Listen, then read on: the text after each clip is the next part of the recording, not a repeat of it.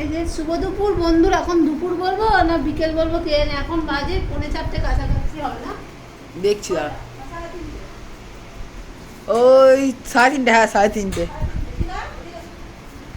3:30 বাজে, কি বলবো জানে না, আজকে কাজ কর্ম সমস্ত রান্নাঘরটা পুরো তো দেরি হয়ে গেল।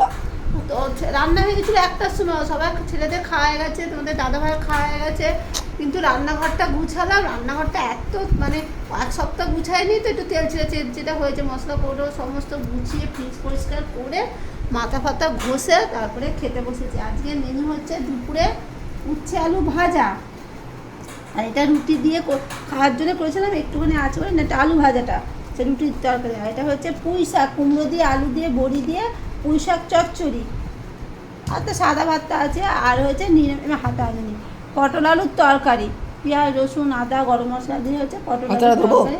হ্যাঁ হাতাটা নিয়ে তো বাবা। আর কিছু হয়নি, আজকে ভেবেছিলাম টক করবো, সেই টক করার সময় পাইনি বন্ধুরা।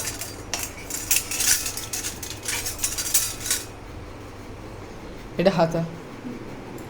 এই যে আজকে আমাদের দাদা হয়তো ছিল না, পুজো করতে গেছিলো, ওই জন্য মাছ টাছ কিছু আনা হয়নি, ওই জন্য ফ্রিজে ছিল পটল, কটা শুকিয়ে যাচ্ছিলো, ওই জন্য পটলের তরকারি করেছি। আর এই যে পুঁই শাকটা অনেক দিন হয়েছে এনেছি, কিন্তু প্লাস্টিকে ছিল তো বেশ ভালোই ছিল, ওই জন্য পুঁই শাকটা করে এলাম। ঠিক আছে, আবার খেয়ে এক্ষুনি বেরাবো, যে মাসের ট্রেনিং আছে, এক্ষুনি বেরাবো, তাড়াতাড়ি করে খেয়ে নিয়েই বেরোবো। ঠিক আছে, তাহলে রাখছি বন্ধুরা, টাটা।